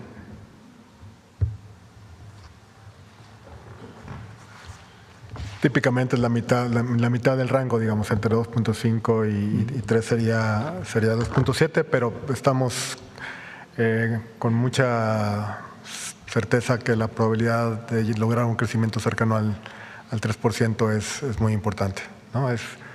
Son 2 puntos porcentuales adicionales en inversión nada más, ¿no? Entonces, la idea es concretar de manera precisa esta inversión y debería acercarnos al 3%. 3%. Secretario, y por otra parte, nada más me gustaría preguntarle si esto no afectará el plan que tiene su dependencia, el recorte del déficit. Gracias por la pregunta. El viernes presentamos justamente el cierre del año 2025. Cerramos en 4.3. Eso nos da bastante confianza que vamos a poder seguir transitando en esta senda de convergencia fiscal. Como mencionó la presidenta, como mencionó la subsecretaria, es un conjunto de soluciones, no nada más es un vehículo. Vamos a acomodar los proyectos de acuerdo con la mejor forma de financiarlos y las condiciones que esperamos obtener de financiamiento van a ser, estamos convencidos, muy sólidas. Nosotros vemos que la trayectoria de convergencia va a seguirse manteniendo, sobre todo porque va a haber más crecimiento, ¿no? Las métricas relevantes para esto es el cociente de deuda PIB. Si el PIB crece, vamos a tener una mejora en las métricas, pero vamos a irlo calibrando de manera muy precisa. La presidenta nos ha instruido estar en permanente contacto con analistas, con calificadoras, con instituciones para comunicar muy bien esta nueva estrategia de inversión. Perfecto, gracias, secretario. Y por otra parte, doctora, quisiera preguntarle sobre si va a haber reforma electoral o no. Sí. Sí va a haber. Sí va a haber. Ajá. Se presenta. Sí va a haber. Mi objetivo es tenerla para la próxima semana, pero lo que es seguro es que es en febrero, vamos a ponerlo así. En el mes de febrero se enviará al Congreso. Doctora, ¿y si hay un acuerdo con los aliados del PT y del Partido Verde? Sí. Sí, perfecto. ¿Cuál sería entonces la ruta legislativa? Dice usted que se presentaría en este mes. O sea, ¿sería el objetivo que se aprobara en este periodo ordinario de sesiones? Ya lo tendrá que definir el propio Congreso. Nuestro objetivo es enviarla y ya ellos pues verán los tiempos para su aprobación. Claro, doctora, y preguntarle en este sentido si esta iniciativa que usted va a enviar no contempla blindar las elecciones del dinero del crimen organizado. Sí significa más fiscalización y también en qué se usan los recursos, no solo la disminución, sino en qué se usan los recursos, que también es importante. Doctora, y al reducir el dinero que se destina a elecciones y a los partidos políticos sobre todo, ¿esto no incrementaría los incentivos para que entre el dinero del crimen organizado a las elecciones? No. ¿Qué otras medidas habría que se tomarían? Ya van a ver la reforma. Doctora, por otro lado, quisiera preguntarle sobre Cuba. Usted mencionaba que van a enviar ayuda humanitaria. Ayer le preguntaban, no sé si hoy ya tendrá usted más o menos contemplado qué es lo que se va a enviar como ayuda humanitaria y cuándo se enviaría. Nuestro objetivo es enviarlo esta semana, vamos a ver si es posible. Obviamente tenemos que conocer por parte de ellos también sus necesidades, ¿no? Porque no es nada más lo que México se le ocurra enviar, sino pues cuáles son las necesidades para poderlo enviar. Entonces, va a ser muy transparente y lo vamos a informar adecuadamente. ¿Usted considera que esto no generaría un poco más de, digamos, de tensiones con el gobierno de Estados Unidos? No. ¿No? No. ¿No debería? No. Y finalmente, doctora, yo tenía una pregunta en el tintero desde que el primer ministro de Canadá dio su discurso en Davos. Usted mencionó que le había parecido un buen discurso. Entonces, a mí lo que me gustaría preguntarle, ¿qué fue lo que le agradó y en qué cosas está de acuerdo de lo que el primer ministro Carney mencionó en Davos? Yo creo que es muy importante lo que nosotros establecemos en nuestra Constitución, que es la igualdad de los estados. Puede ser un país muy pequeñito, que tenga un PIB muy pequeño y que tenga muy poca población, pero es una nación. Y en términos de la política internacional, pues un país muy grande, con mucha riqueza, pues está al mismo. En términos de la política internacional, eso se llama el multilateralismo. Los estados son iguales, las naciones son iguales, votan igual. Claro, en el Consejo de Seguridad hay quien tiene veto, pero eso es importante recuperarlo. Lo que significa la soberanía de las naciones y la igualdad de las naciones y los estados del mundo.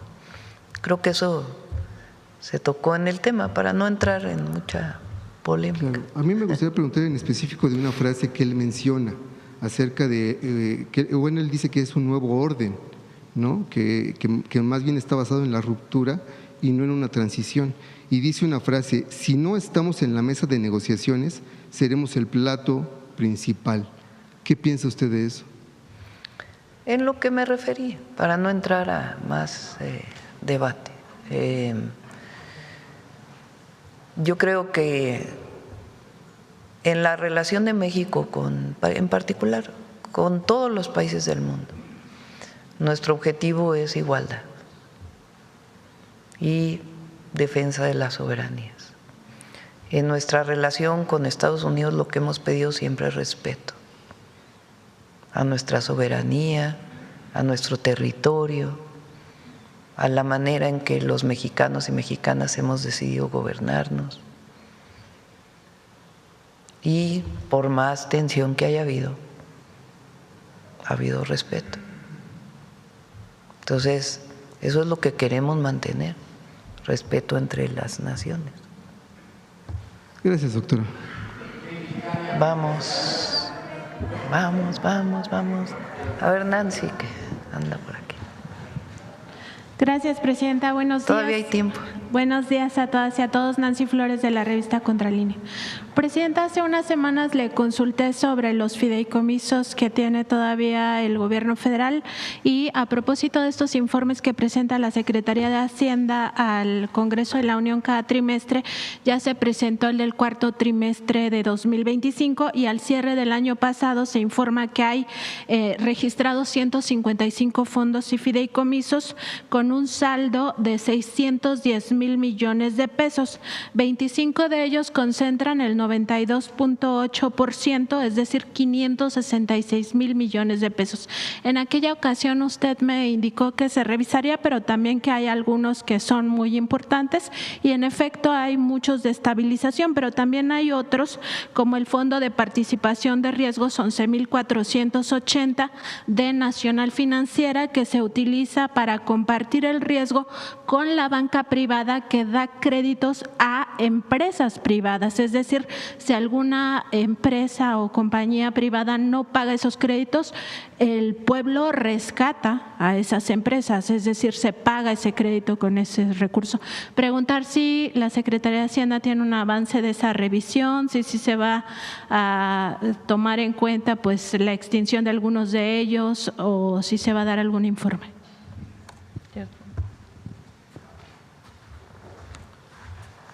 La mayoría de estos fideicomisos están constituidos por ley, por algún decreto, por alguna norma legal, constitucional incluso.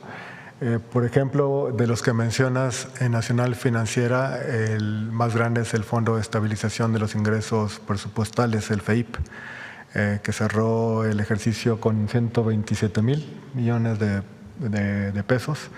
Entonces es uno de los más grandes. Acuérdate, es el fondo que sirve para que en caso de que los ingresos queden por debajo de la ley de ingresos, no haya una afectación en el presupuesto. Ese es probablemente el más grande de todos, pero con mucho gusto, Presidenta, si nos permite, le pasamos un reporte de toda la relación.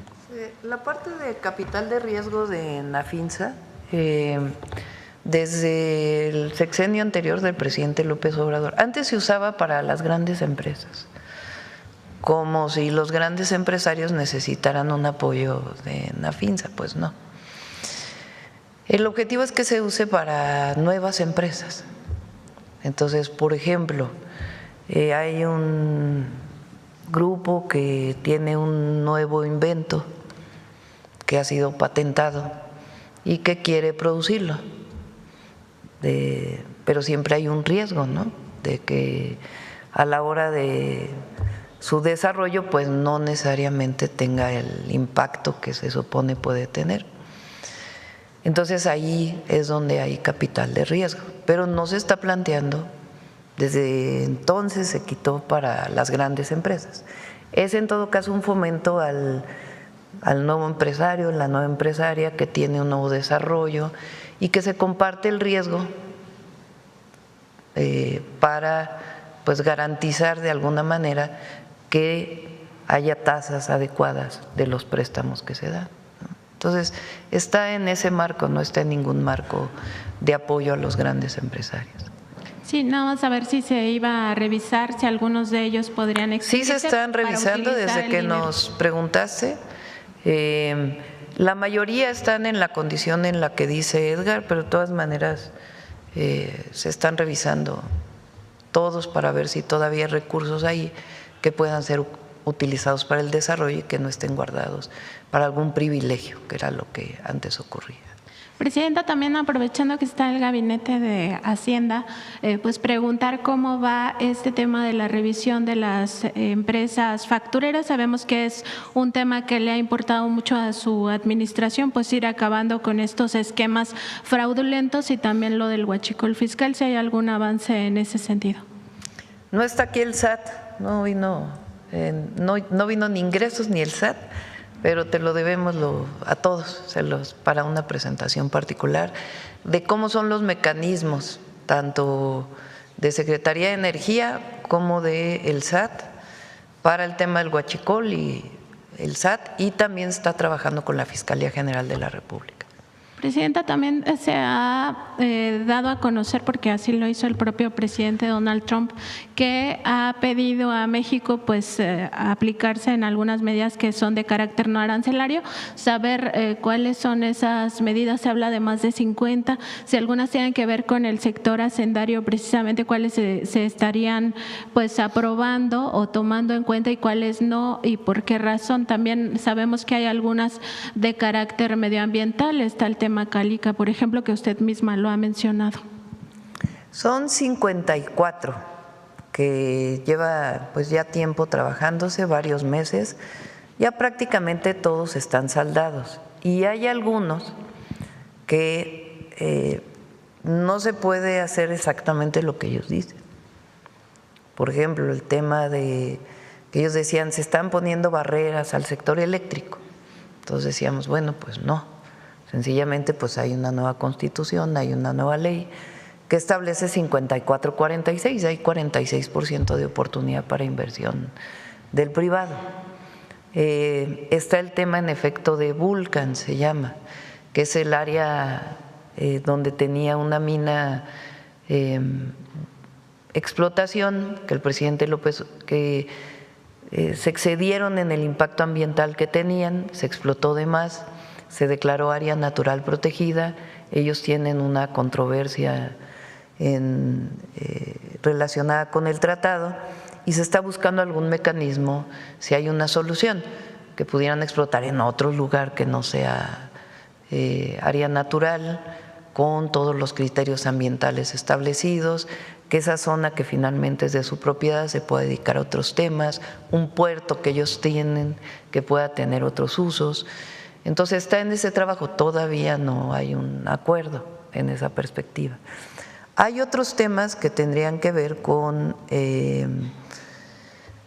¿qué otros temas hay ahí en los 54? Que los…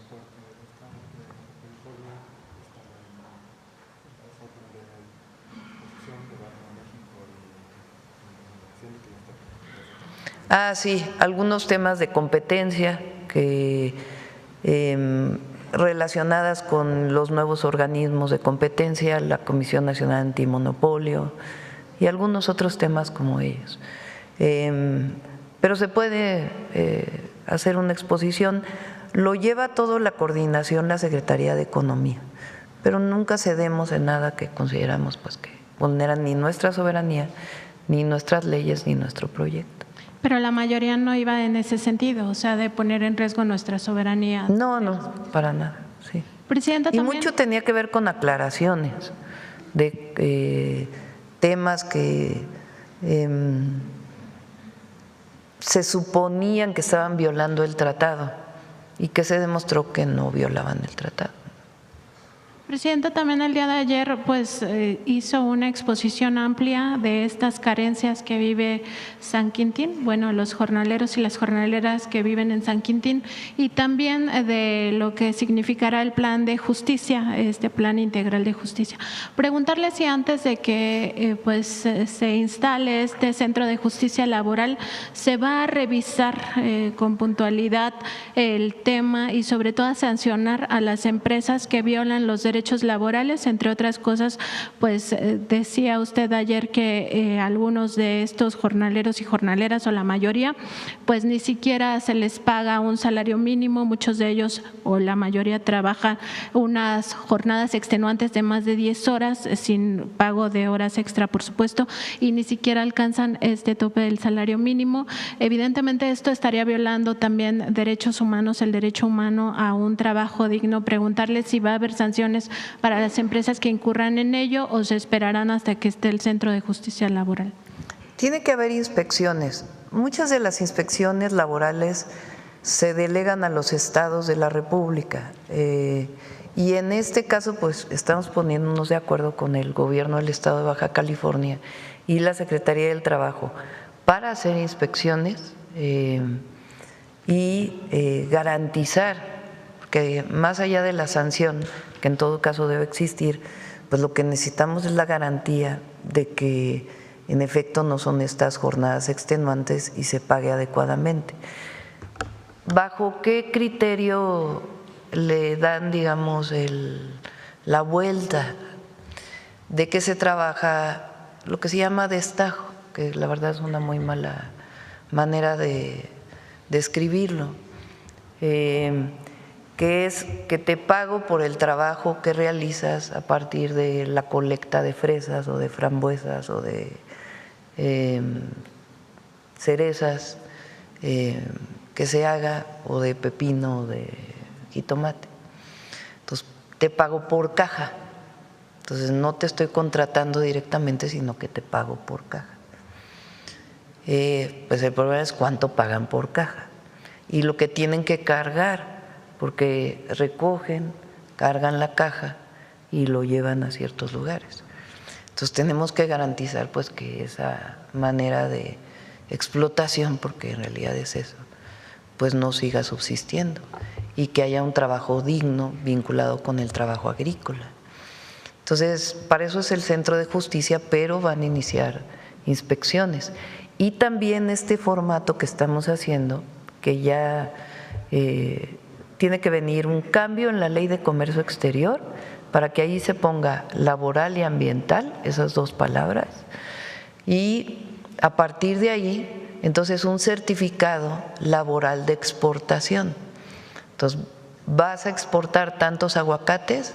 Bueno, pues tanta caja de aguacates equivaldría a tantas jornadas.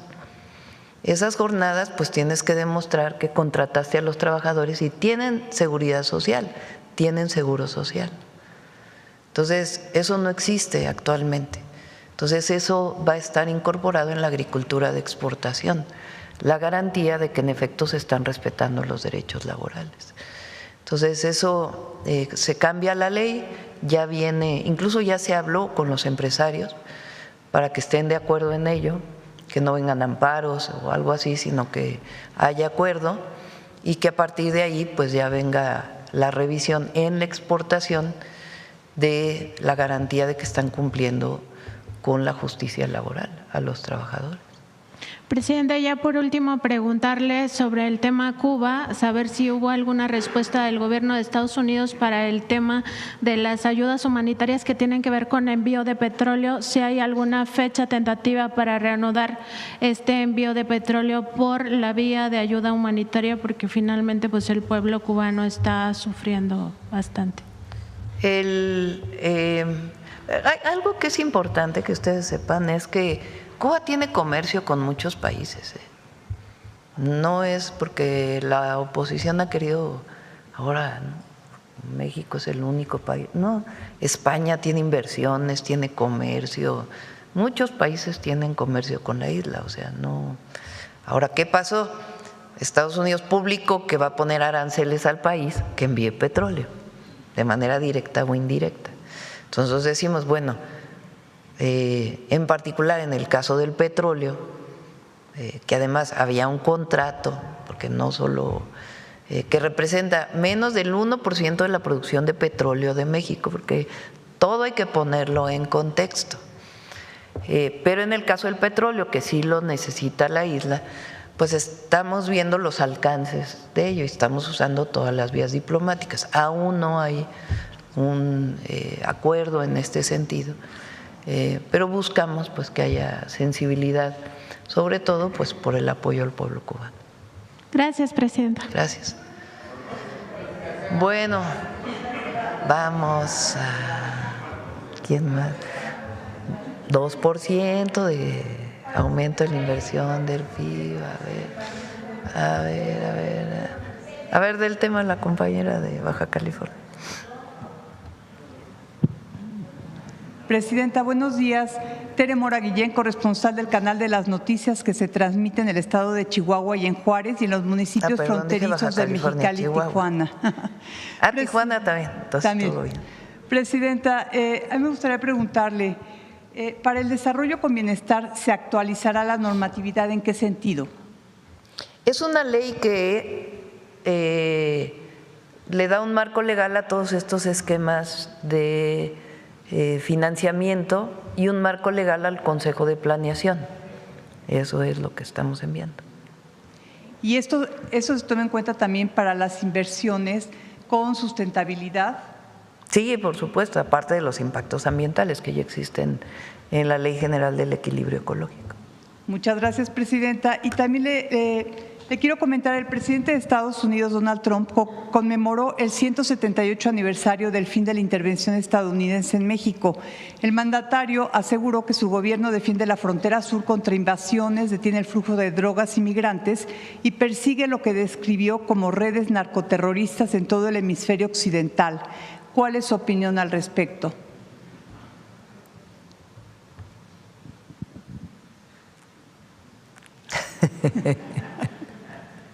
Ya saben cuál es mi opinión. No somos Santana.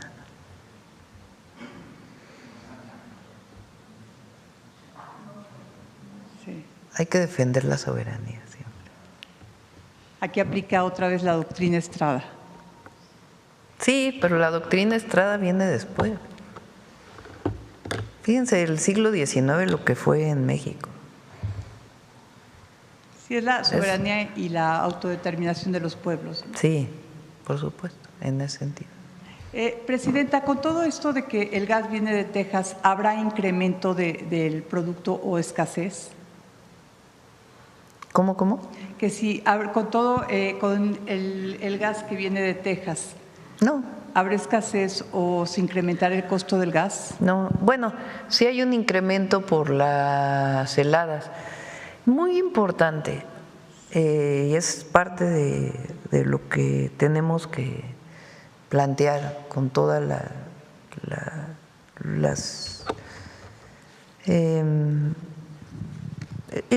la defensa de la soberanía es muy amplia. Una de ellas es la soberanía energética. Nosotros dependemos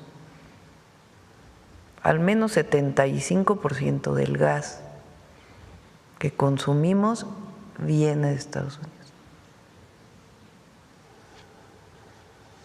Ya la mayor parte de la gasolina la producimos aquí gracias al mejoramiento de todas las refinerías y de la construcción de la refinería Dos Bocas y la compra de la refinería Deer Park. Son 8 refinerías ya mexicanas de Pemex. Y ya ven todo lo que decía, ¿no? ¿Y para qué se invierte en refinación? Bueno, hoy estamos produciendo prácticamente toda la gasolina y diésel que se consume, y además es de buena calidad, es de bajo contenido de azufre, porque ya tiene las coquizadoras. Falta una parte de la de Tula, pero ya poco, y una parte de la de Salina Cruz. Pero el esfuerzo que se hizo en el gobierno del presidente López Obrador para garantizar la soberanía energética es muy importante. México tiene que avanzar también en el tema del gas y las fuentes renovables de energía que nos permiten que se produzca aquí lo que se consume aquí, por lo menos en un porcentaje mayor que el que tenemos ahora. Eso es fundamental, y ese es parte de lo que vamos a presentar este mes, muy importante, siempre buscando una producción sustentable, siempre buscando una producción sustentable. Entonces, en el marco de tu otra pregunta y de esta, sí, la soberanía tiene que ver con el artículo 39. A ver, pon el artículo 39 constitucional. Eso viene desde los sentimientos de la nación de Morelos. La soberanía reside en el pueblo y solo en el pueblo. La soberanía nacional reside esencial y originalmente en el pueblo. Todo poder público dimana del pueblo, ahora ya hasta el poder judicial, y se instituye para beneficio de este. No todos los países tienen esto en su constitución. El pueblo tiene en todo tiempo el inalienable derecho de alterar o modificar la forma de su gobierno. El pueblo.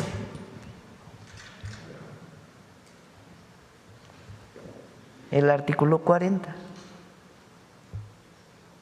Es voluntad del pueblo mexicano constituirse en una república representativa, democrática, laica y federal, compuesta por estados libres y soberanos en todo lo que concierne a su régimen interior, y por la Ciudad de México, unidos en una federación establecida según los principios de esta ley fundamental. Eso fue un debate en el siglo XIX. Somos una república representativa con estados libres y soberanos. Una federación. Y luego le agregamos lo de abajo, en el 2025. El pueblo de México bajo ninguna circunstancia aceptará intervenciones, intromisiones o cualquier otro acto desde el extranjero que sea lesivo de su integridad, independencia y soberanía de la nación, tales como golpes de Estado, injerencias en elecciones o la violación del territorio mexicano, sea hasta por tierra, agua, mar o espacio aéreo. Así está definida la soberanía. Ahora, si nos vamos al 28, vete al 28.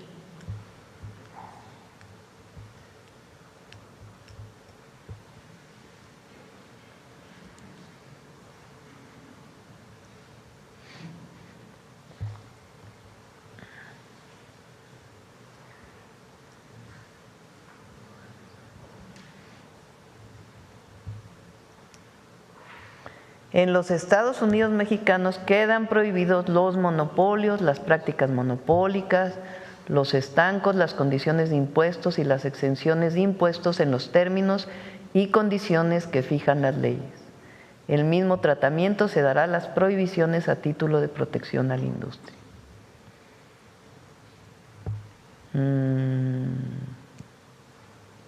No constituirán monopolios las funciones que el Estado ejerza de manera exclusiva en las siguientes áreas estratégicas: correos, telégrafos, radiotelegrafía, minerales radioactivos, litio y generación de energía nuclear, el servicio de Internet que provee el Estado, la planeación y el control del sistema eléctrico nacional, cuyos objetivos serán preservar la seguridad y autosuficiencia energética de la nación y proveer al pueblo de la electricidad al menor precio posible, evitando el lucro para garantizar la seguridad nacional y soberanía a través de la empresa pública del Estado que se establezca, así como el servicio público de transmisión y distribución de energía eléctrica y la exploración y extracción del petróleo y de los demás hidrocarburos, en los términos de los párrafos sexto y séptimo del artículo 27 de esta Constitución respectivamente, así como las actividades que realicen las empresas públicas del Estado y las que expresamente señalen las leyes que expida el Congreso de la Unión. Arriba y abajo, eso viene de la Cuarta Transformación, se quitaron muchas de estas cosas. Así es. Entonces, esa es una visión soberana de la patria. Sí, claro. Presidenta, muchas gracias. Y por último, le preguntaría en estos pagos que se han hecho a Estados Unidos por concepto del Tratado de Aguas, el abasto de agua potable en la ciudad de Monterrey se está poniendo en riesgo. Funcionarios de Conagua han solicitado desfogar 100 millones de metros cúbicos de la presa Marte R. Gómez, conocida como El Azúcar, que se ubica en la cuenca del río San Juan, y el envío se concretará en los próximos días. ¿Qué acciones paralelas lleva a cabo la Secretaría de Agricultura con los campesinos y Conagua con los gobiernos de Tamaulipas y Nuevo León? Nuevo León no tiene problema, en todo caso es Tamaulipas y estamos trabajando en varios temas con Tamaulipas. No se ha puesto en riesgo a nadie, pero en particular quien puede llegar a tener problemas, que de por sí ya los tiene, es Tamaulipas. Ahí no quiero adelantar algunas acciones que vamos a desarrollar porque tienen que hablarse bien con todos, con los gobiernos de los estados, pero sí estamos trabajando en varios temas. Y entre otros, uno muy importante es la tecnificación del riego agrícola, porque con menos agua se siembra la misma cantidad de tierra. Entonces, todo es una inversión histórica en riego agrícola que estamos haciendo. Esto se va a dar a conocer más adelante. En lo del riego agrícola ya lo dimos a conocer. Otra parte importante para Tamaulipas, en poco tiempo espero ya que lo podamos anunciar, además de la inversión multimillonaria ahí que anunciamos para Tamaulipas en carreteras, en agua y en otras acciones. Muy bien, muchas gracias. Ya, vámonos, 9:27. Humanismo Mexicano viene hoy, porque ayer no lo presentamos por ser ¿Ya se subieron todos al tren? ¿Por qué no se subió Sonora al tren? Vete hoy a dar una vuelta. Miren, la estación observatorio está impresionante. Está la línea 1 del metro, que iniciamos nosotros la recuperación, luego Martí y luego Clara la terminó y quedó. ¿Ya subieron a la línea 1? ¿Y qué tal? Ah, bueno. No sé, va a haber descuentos para INAPAM. Vamos a pedirle ahí descuentos aquí a Banobras para INAPAM. Bueno, y no, para el metro sí, pero para el insurgente. Bueno, esa estación de observatorio es muy grande. Todavía quedan algunos trabajos que hay que hacer alrededor. Pero la verdad sí está, yo me quedé con el ojo cuadrado. Vayan al tren, la verdad está muy bonito, muy bonito. El puente atirantado. A ver, pon el puente atirantado. Ahorita te doy la palabra para el humanismo. Se superllenó. Miren, vean el puente atirantado. Y ahí a un lado está la cuarta sección del bosque, que tiene la Cineteca, la Bodega Nacional, la Escuela de Artes, el cablebús que llega, la Universidad de la Salud.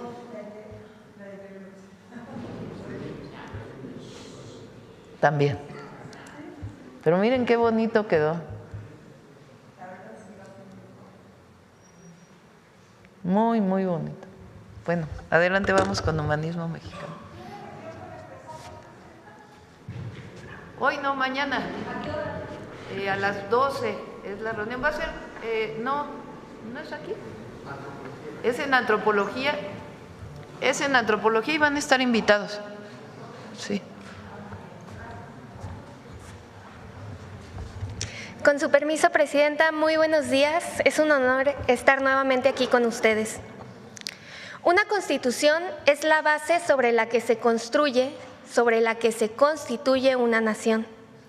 Es por eso que hoy en la sección de Humanismo Mexicano queremos recordar la promulgación de las Constituciones de 1857 y 1917. Como ya se mencionó previamente aquí en la conferencia, estos dos textos son importantísimos. En primer lugar, porque representan los anhelos y las luchas históricas del pueblo de México en dos momentos distintos. Y en segundo lugar, porque reafirmaron principios fundamentales como la democracia, la libertad, la justicia social y sobre todo el principio esencial de soberanía nacional, que como ya se dijo, reside originalmente en el pueblo. El poder político dimana del pueblo y se instituye solamente para beneficio del mismo. Cuando nuestra presidenta en este espacio nos recuerda que en México el pueblo manda, es porque así lo garantiza la Constitución, como vimos en el artículo 39. Por su importancia resulta fundamental que conozcamos la historia, los cambios y sobre todo que conozcamos y defendamos el espíritu original con el que fueron creadas estas constituciones.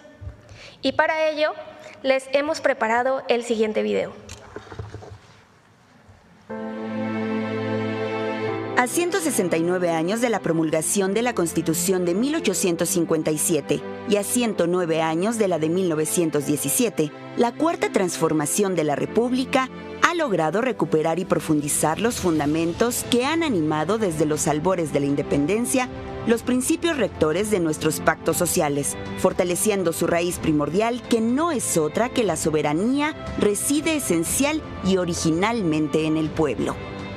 Dicho principio, plasmado desde los sentimientos de la nación en 1813, fue retomado en 1857, texto que condensó las ideas defendidas por los liberales en las décadas posteriores a la independencia. A Aquella Constitución estableció las garantías individuales de libertad, igualdad, trabajo, tránsito, seguridad jurídica y propiedad. En ese Congreso participaron personajes destacados de la Reforma: Francisco Zarco, Ignacio Ramírez, Ponciano Arriaga, Guillermo Prieto, Valentín Gómez Farías, Vicente Rivapalacio.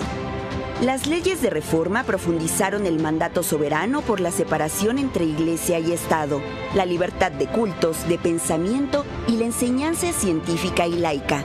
La Constitución de 1857 y las leyes impulsadas por Juárez fueron la culminación de la segunda transformación de nuestra historia. El 5 de febrero de 1917, Venustiano Carranza promulgó en Querétaro la Constitución mexicana con las principales demandas sociales de millones de hombres y mujeres que habían comenzado la revolución, la tercera transformación. La Carta Magna sería el primer texto constitucional en el mundo en incorporar derechos sociales. Entre los artículos más relevantes están el 3º, el 27 y el 123. En virtud de estos cambios, se garantizó la educación laica, obligatoria y gratuita, la solución a la cuestión de la tierra en el reparto agrario y el restablecimiento de la soberanía nacional sobre nuestros recursos naturales. Además, las demandas históricas de la clase trabajadora fueron reconocidas: el derecho de huelga y sindicalización, la jornada máxima de trabajo, el salario mínimo, el descanso semanal obligatorio, entre otras. La Constitución de 1917 fue la más avanzada de su época y sentó las bases jurídicas y políticas del México de la primera mitad del siglo XX. Conquistas que después serían trastocadas y eliminadas durante el periodo neoliberal. Por el incontrovertible mandato popular de 2018 y 2024, y en concordancia con el humanismo mexicano, la Cuarta Transformación ha separado el poder económico del poder político. Ha restablecido y profundizado los principios rectores de las constituciones de 1857 y 1917 y mantiene el compromiso de garantizar su cumplimiento como premisa básica de la transformación a favor de la felicidad y el bienestar del pueblo de México.